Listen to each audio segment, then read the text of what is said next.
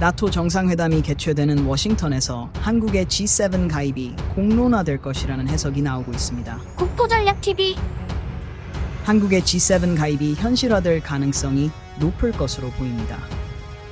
이미 여러 전문가들이 예견했던 사안이 현실이 될 것으로 기대되고 있습니다. 현재 미국은 한국과 호주를 G7에 가입시키기로 결심한 것으로 예상되며 이번 워싱턴에서 개최되는 나토 정상회의에서 해당 이야기가 나올 수 있다는 것입니다.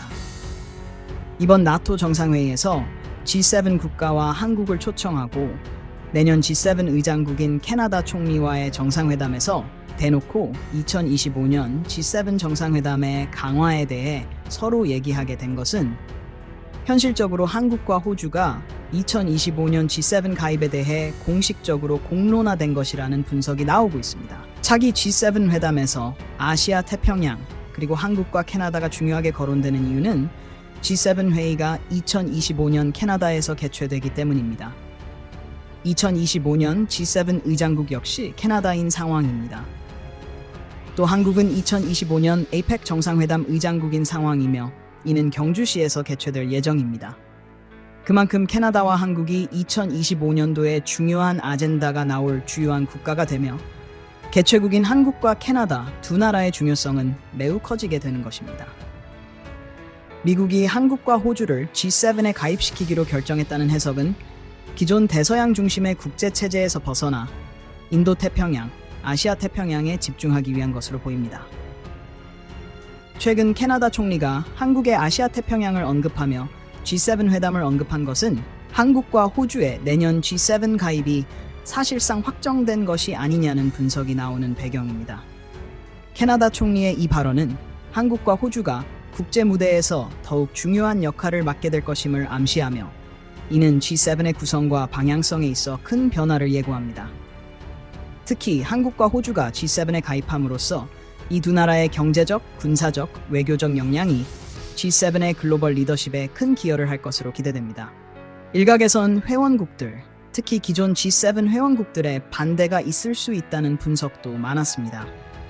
대표적으로 일본과 독일이 한국의 가입을 반대하고 이탈리아도 그다지 호의적이지 않다는 것입니다. 일본의 경우 한국과의 역사적 갈등과 경제적 경쟁 구도가 반대 이유로 작용할 수 있습니다. 독일은 G7 내에서의 권력 분배를 우려할 수 있으며 이탈리아는 자국의 경제적 입지를 지키려는 의도가 있을 수 있습니다. 그러나 CSIS의 최근 발언은 상당한 의미를 갖습니다. 맥스 버그만 CSIS 유라시아 국장은 최근 CSIS 토론회에서 한국과 호주의 G7 가입에는 공식적인 절차가 필요하지 않다는 식으로 공개 발언을 했습니다. 미국이 과거에 캐나다를 G7에 가입시켰던 사례처럼 미국이 마음만 먹으면 한국과 호주를 G7에 가입시키는 것은 쉬운 일이라는 것입니다. 그만큼 한국과 호주의 G7 가입은 미국의 결정에 달려있다는 분석이 나오는 배경입니다. 또한 한국이 굳이 G7에 가입하는 것이 실질적인 이득이 있는가에 대한 의문을 품는 사람들도 많습니다. 부담해야 할 의무가 커질 것이라는 것입니다.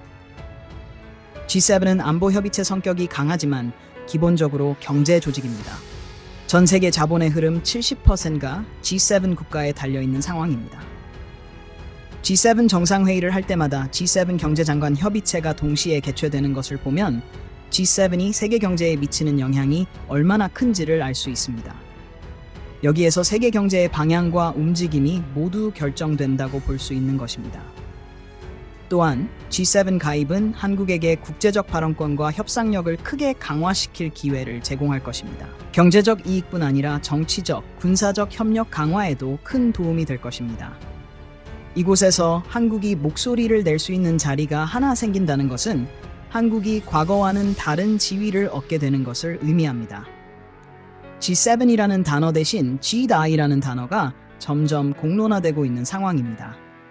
이는 한국과 호주를 정회원국으로 받아들일 것이라는 배경 때문이라고 분석가들은 보고 있습니다. 2025년 한국과 호주의 G7 가입은 2025년 G7 회담 의장국인 캐나다가 공식적으로 발표한 것으로 해석하는 분석이 최근 나오고 있습니다.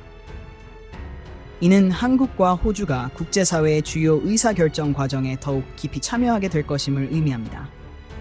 특히 한국은 첨단 기술력과 경제적 안정성을 바탕으로 G7 내에서 중요한 역할을 할 것으로 기대되며 호주는 풍부한 자원과 전략적 위치를 통해 G7의 글로벌 리더십을 강화할 것입니다. 해외 언론에서는 한국과 호주가 G7에 포함돼야 한다는 기사를 내놓고 있습니다. 첫 번째 이유는 세계 경제에 한국과 호주가 회복력을 강화할 수 있다는 점입니다. 한국의 첨단 기술 부문과 호주의 방대한 천연 자원은 G7의 귀중한 추가 자산이 될 것입니다. 한국은 반도체, 전자제품 등 기술 공급망에서 중요한 역할을 하고 있으며 호주는 재생에너지 기술과 희토류 필수 미네랄의 주요 공급업체로 부상하고 있습니다. 또한 최근 바이러스 확산 사태에서 증명된 한국의 공급망 보안 문제도 해외 언론이 바라보는 한국의 G7 가입 이유 중 하나입니다. 2020년 세계적인 마비 사태 때 한국은 중요한 반도체, 전자제품 같은 기술 공급망에 지대한 영향을 미쳤고 호주 역시 재생에너지 기술, 희토류 필수 미네랄의 주요 공급업체로 부상했습니다. 이는 한국과 호주가 G7에 포함될 경우 G7의 경제적 안정성과 회복력이 더욱 강화될 것이라는 점을 의미합니다. 또 해외 언론이 언급하는 내용 중에는 군사 및 전략적 기여에 관한 부분도 있습니다. 한국의 전략적 위치와 군사 역량은 아태 지역 안보 유지에 필수적이며 우크라이나 전쟁 이후로 한국의 군사적 영향력이 커졌고 G7에 도움이 될 것이라는 것입니다. 또한 기존 G7 체제는 유럽이 너무 과대하게 표현되어 있다는 점도 언론이 지적하는 배경입니다. 유럽은 인구가 감소하고 있는데 한국과 호주를 포함시키면 G7이 세계 인구 통계를 더 잘 대표할 수 있다는 것입니다. 이는 G7이 보다 균형 잡힌 글로벌 대표성을 갖추게 될 것임을 의미합니다. 이외에도 최근 부상하는 환경 재생에너지, 식량 안보, 디지털 경쟁력 등에 관한 문제에 있어서 한국과 호주가 G7에 포함돼야 한다는 여론이 최근 해외 언론을 통해 보도되고 있습니다. 예를 들어 한국은 재생에너지 기술 개발에서 중요한 역할을 하고 있으며 호주는 식량 안보와 관련된 문제에서 중요한 기여를 할 수 있습니다. 디지털 경쟁력 측면에서도 한국은 세계적인 기술 강국으로서 G7에 큰 기여를 할 수 있을 것입니다. 이러한 요소들은 한국과 호주가 G7에 가입할 경우 G7이 직면한 다양한 글로벌 도전에 효과적으로 대응할 수 있는 역량을 강화할 수 있다는 점을 시사합니다.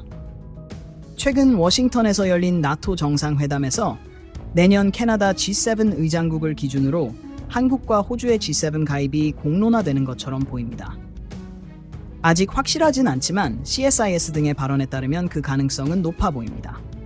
또 미국의 유력 대선 후보인 도널드 트럼프 전 대통령은 한국의 G7 가입을 최초로 언급한 대통령 중 한 명입니다. 그는 현재의 G7 체제가 너무 구식이라며 한국과 호주를 포함시키는 것이 어떻겠냐고 제안한 바 있습니다. 이러한 제안이 다시 이루어질 가능성이 있으며 어쩌면 2025년에 한국이 G7, 아니 G9 체제로 호주와 함께 국제 리더 국가로서 등극할 수 있을지 주목됩니다. 여러분의 생각은 어떤가요?